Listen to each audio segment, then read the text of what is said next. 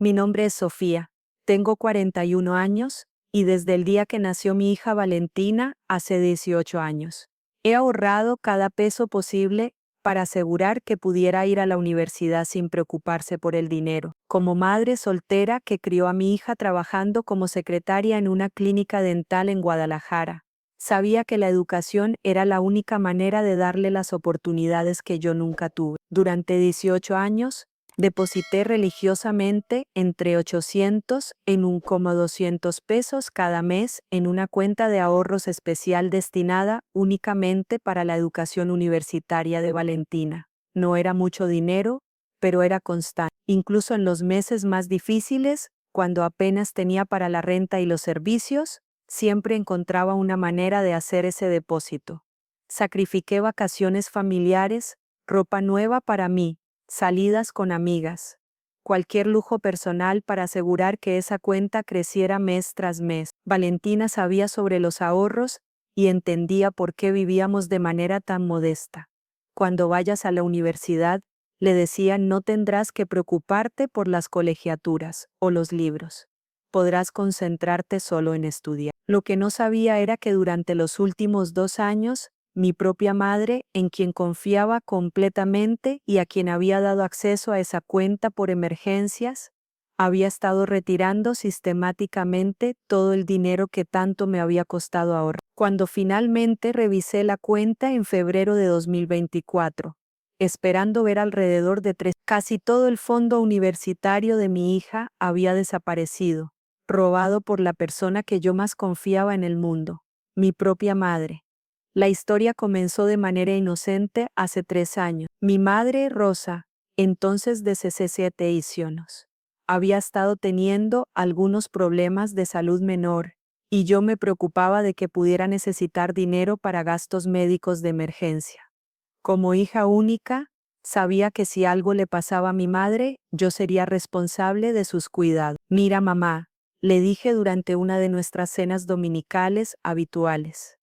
Quiero que tengas acceso a mi cuenta de ahorros en caso de que tengas una emergencia médica y yo no esté disponible inmediatamente. No necesito tu dinero, Sofía, me respondió. Tengo mi pensión, lo sé, pero solo por si acaso. Es la cuenta donde tengo los ahorros universitarios de Valentina, pero si tienes una verdadera emergencia, prefiero que uses ese dinero antes que te quedes sin atención médica. Después de insistir un poco más, mi madre aceptó. Fuimos juntas al banco. La agregué como beneficiaria autorizada en la cuenta y le di una copia de la tarjeta de débito. Solo para emergencias reales, le recordé. Este dinero es para el futuro de Valentina. Por supuesto, mija. Ni siquiera voy a cargar la tarjeta conmigo. La voy a guardar en casa por si realmente la necesito. Durante el primer año después de darle acceso, no noté nada extraño. Continuaba haciendo mis depósitos mensuales regulares y cuando revisaba la cuenta ocasionalmente, el balance parecía estar creciendo normalmente. Mi madre nunca mencionó haber usado la tarjeta y yo asumí que estaba segura en su cajón. Pero durante el segundo año, comencé a notar pequeños cambios en el comportamiento y estilo de vida de mi madre que no cuadraban con sus ingresos conocidos. Rosa vivía con una pensión modesta de alrededor de 4.500 pesos mensuales, suficiente para cubrir sus gastos básicos en la pequeña casa que había heredado de mis abuelos, pero definitivamente no suficiente para lujo. Sin embargo, comenzó a hacer compras que parecían estar fuera de su presupuesto. Primero fue un televisor nuevo de pantalla plana para reemplazar el viejo televisor que había funcionado perfectamente durante años. Cuando le pregunté sobre la compra, me dijo que había ahorrado dinero de su pensión durante meses para comprarlo. Luego comenzó a comprar ropa nueva con más frecuencia. Mi madre siempre había sido frugal con su ropa, usando las mismas piezas durante años, pero de repente tenía vestidos nuevos para la iglesia, zapatos nuevos. Incluso se había hecho un tratamiento de tinte para el cabello en un salón en lugar de hacerlo en casa como siempre había hecho. «Te ves muy bien, mamá», le dije durante una visita. «¿Hay alguna ocasión especial?» «Una mujer debe cuidarse a cualquier edad», me respondió con una sonrisa. También comenzó a invitar a almorzar a sus amigas de la iglesia con más frecuencia, siempre insistiendo en pagar la cuenta. Anteriormente, cuando salían a comer, siempre dividían la cuenta o cada una pagaba lo suyo porque todas vivían con pensiones limitadas. Doña Rosa se ha vuelto muy generosa últimamente, me comentó mi vecina, quien también conocía a mi madre. El domingo pasado llevó pan dulce para toda la misa, del caro, del que venden en las panaderías finas. Todos estos cambios, individualmente, podrían haber tenido explicaciones inocentes. Tal vez mi madre había estado ahorrando más de lo que yo pensaba. Tal vez había recibido un pequeño bono en su pensión. Tal vez había vendido algo de valor que yo no sabía que tenía. Pero colectivamente, comenzaron a formar un patrón que me inquietaba. Mi preocupación se intensificó cuando, durante una visita casual a su casa en diciembre pasado, encontré varios recibos de compras que habían quedado en su mesa de cocina. No estaba curioseando intencionalmente. Ella me había pedido que trajera algunos papeles de su mesa mientras preparaba café. Los recibos mostraban compras en Walmart y Soriana que totalizaban varios miles de pesos. No eran compras de comestibles básicos, incluían artículos como una plancha nueva, sábanas caras, productos de limpieza de marca y hasta algunos juguetes que reconocí como regalos que había visto que daba a sus nietos mis sobrinos de mis primas. Mamá, ¿estos recibos son tuyos?, le pregunté, tratando de sonar casual. Se puso visiblemente nerviosa. Ah, sí, he tenido algunos gastos últimamente. ¿Está todo bien? ¿Has tenido gastos médicos que yo no sepa? No, nada médico. Solo, ya sabes, cosas de la casa. Pero su explicación no me tranquilizó. Los recibos sumaban más de 8,000 pesos solo en esas compras, casi el doble de su pensión mensual. Esa noche, por primera vez en meses, decidí revisar la cuenta de ahorros universitarios de Valentina online. Lo que vi me quitó el aliento. El balance, que había esperado ver alrededor de 180,000 pesos en ese momento, mostraba apenas 89,000 pesos. Casi 200,000 pesos habían desaparecido de la cuenta. Con manos temblorosas, revisé el historial de transacciones. Lo que encontré me devastó completamente. Durante los últimos 18 meses, había habido retiros regulares de la cuenta, generalmente de 5,000 a 15,000 pesos a la vez, utilizando la tarjeta de débito que le había dado a mi madre. Los retiros no eran ocasionales o por pequeñas cantidades como se esperaría de verdaderas emergencias médicas. Eran sistemáticos, frecuentes y por cantidades significativas. En total, mi madre había retirado 107,50 pesos del fondo universitario de mi hija durante un periodo de año y medio. Me quedé despierta toda la noche, revisando los registros una y otra vez, esperando encontrar algún error del sistema bancario. Pero no había error. Cada retiro estaba claramente etiquetado con la fecha, la cantidad y el número de tarjeta que correspondía a la tarjeta que le había dado a mi madre. Al día siguiente, confronté a mi madre directamente. Mamá, necesitamos hablar sobre la cuenta de ahorros de Valentina. Inmediatamente se puso tensa. ¿Qué pasa con esa cuenta? Han desaparecido casi 200,000 pesos. Los registros muestran que se han hecho retiros con tu tarjeta. Su rostro se puso completamente pálido. Por un momento, pensé que iba a negarlo completamente, pero en lugar de eso, se derrumbó en su silla de cocina y comenzó a llorar. Lo siento tanto, Sofía. No sabía cómo decírtelo. Decirme ¿qué has hecho con el dinero? Al principio era solo para emergencias reales. Como dijiste, necesitaba arreglar la tubería del baño y no tenía dinero extra ese mes. Pensé que podría devolver el dinero rápidamente. Pero 20,000 pesos, mamá, ¿en qué has gastado 200,000 pesos? Lo que siguió fue la confesión más devastadora que jamás había escuchado de mi propia madre. Resultó que mi madre había desarrollado una adicción al juego durante los últimos 2 años. Todo había comenzado de manera inocente. Algunas de sus amigas de la iglesia La habían invitado a un pequeño juego de cartas en casa de una de ellas, los miércoles por la noche. Era solo por diversión al principio, me explicó entre lágrimas. Jugábamos por 20 o 50 pesos, nada serio. Era más sobre la socialización que sobre el dinero. Pero gradualmente, las apuestas habían aumentado. El juego de cartas casero había evolucionado a visitas a casinos locales. Mi madre había comenzado a ir a un casino en Tlaquepaque los fines de semana, inicialmente con pequeñas cantidades de su propia pensión. Gané bastante dinero al principio, continuó. Llegué a casa con 2,000 pesos una noche después de haber llevado. Me sentí tan inteligente, tan afortunada. Como sucede con la mayoría de los jugadores problemáticos, las ganancias tempranas habían creado una confianza falsa y una adicción progresiva. Pronto, mi madre estaba yendo al casino 2 o 3 veces por semana, llevando cantidades cada vez mayores de dinero. Cuando perdí toda mi pensión de un mes en una noche, pensé que podría usar solo un poco del dinero de tu cuenta para recuperar mis pérdidas. Estaba segura de que podría ganarlo de vuelta y reemplazarlo antes de que te dieras cuenta. Pero, por supuesto, nunca lo ganó de vuelta. En su lugar había caído en el ciclo clásico de las apuestas problemáticas. Usar más dinero para tratar de recuperar las pérdidas anteriores, perdiendo cantidades progresivamente mayores, necesitando apostar cantidades aún mayores para recuperar las pérdidas acumuladas. ¿Todo el dinero fue al casino?, le pregunté, aunque parte de mí ya conocía la respuesta. La mayor parte, sí, pero también gasté algo en otras cosas. Quería mantener la apariencia de que todo estaba normal. Compré regalos para los nietos, ropa nueva, comidas para mis amigas. No quería que nadie sospechara que tenía problemas.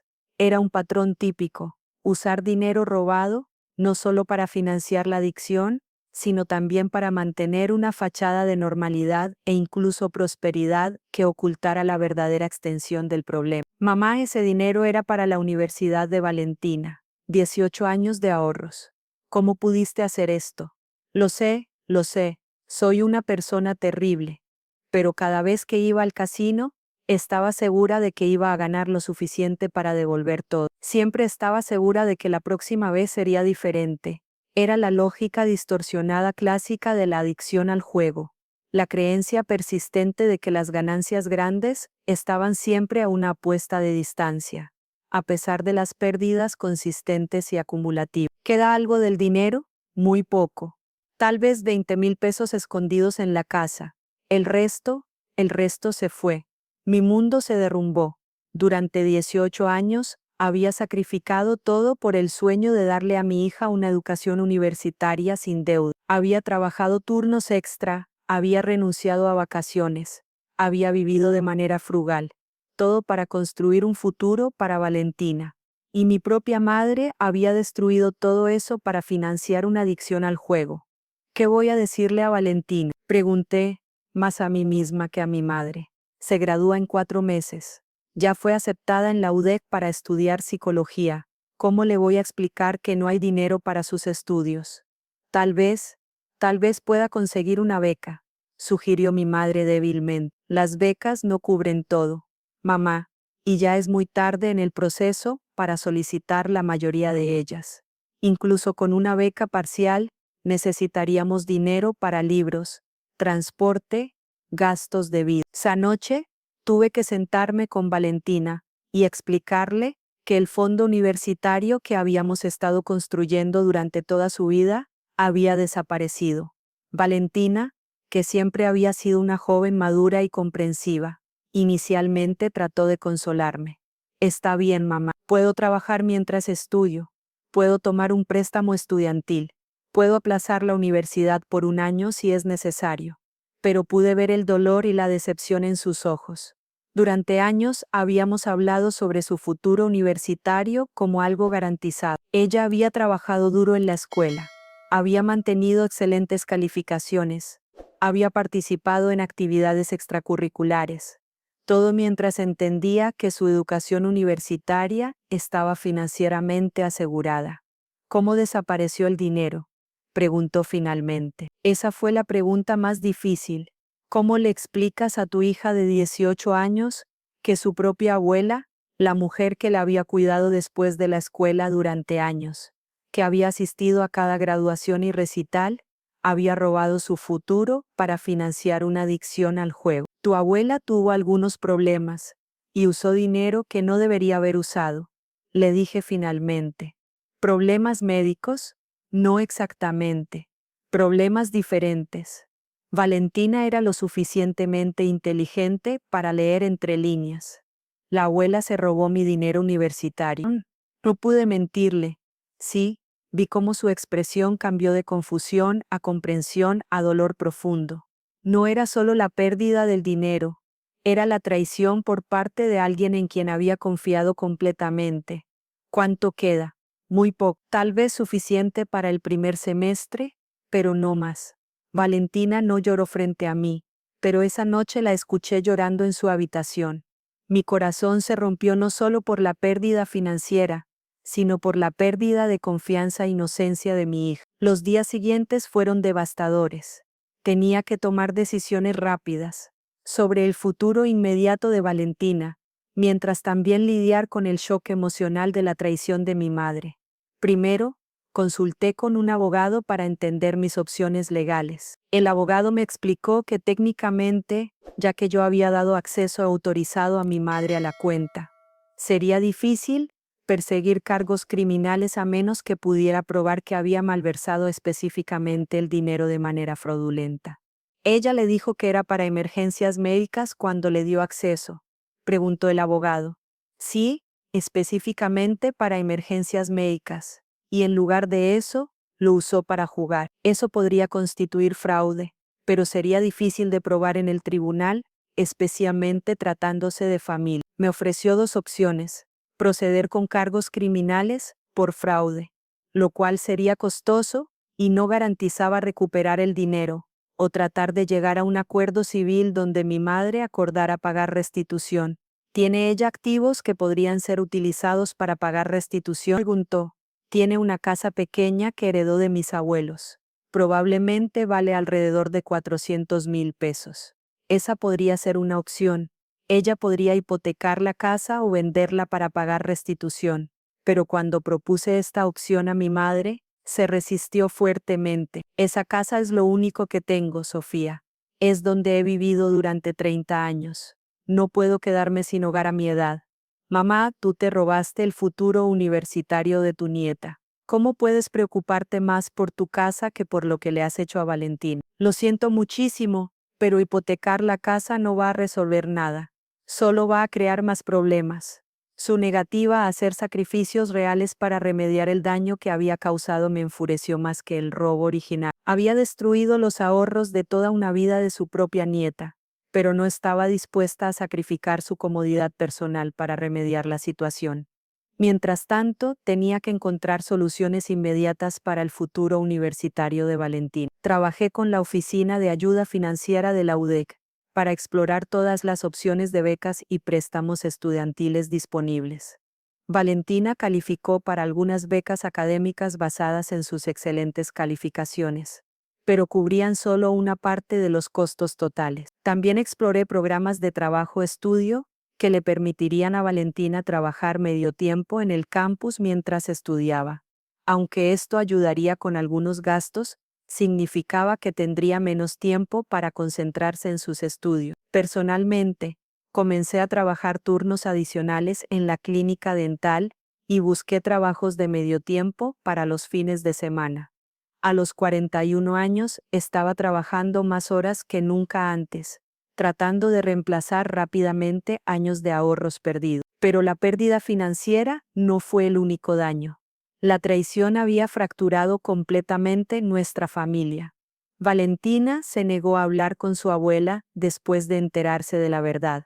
No quiero ver a alguien que le robó a su propia nieta, me dijo. Mi madre, por su parte, alternaba entre culpabilidad aplastante y autojustificación defensiva.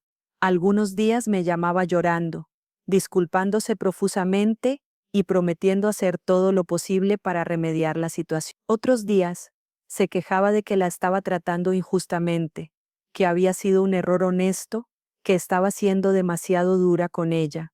No es como si hubiera gastado el dinero en drogas o alcohol, me dijo durante una de nuestras conversaciones más tensas. Fue solo mala suerte en el casino. Mamá, robaste más de 200,000 pesos. No importa en qué lo gastaste. Lo que importa es que traicionaste la confianza de tu propia familia. Siempre planeé devolver el dinero, pero nunca lo devolviste. Lo perdiste todo. Estas conversaciones nunca llegaban a ninguna parte productiva. Mi madre parecía incapaz de comprender completamente la magnitud de lo que había hecho o de tomar responsabilidad real por las consecuencias. 6 meses después del descubrimiento, Valentina comenzó su primer semestre universitario. Habíamos logrado reunir suficiente dinero para cubrir los costos básicos a través de una combinación de becas parciales, préstamos estudiantiles y el trabajo extra que yo estaba haciendo. Pero la situación era precaria. Valentina estaba trabajando 20 horas por semana, además de llevar una carga completa de cursos. Yo estaba trabajando casi 60 horas por semana entre mi trabajo principal y empleos adicionales. Ambas estábamos constantemente estresadas sobre el dinero y los gastos universitarios futuros. Lo que más me dolía era saber que nada de este estrés financiero habría sido necesario si mi madre no hubiera robado los ahorros que habíamos construido cuidadosamente durante un año después del descubrimiento. Tomé la decisión más difícil de mi vida. Corté contacto completamente con mi madre. Esta decisión no fue tomada impulsivamente. Durante meses había tratado de mantener algún tipo de relación mientras también establecía límites firmes. Pero mi madre no había mostrado progreso real en reconocer el daño que había causado o en tomar pasos significativos para remediar la situación.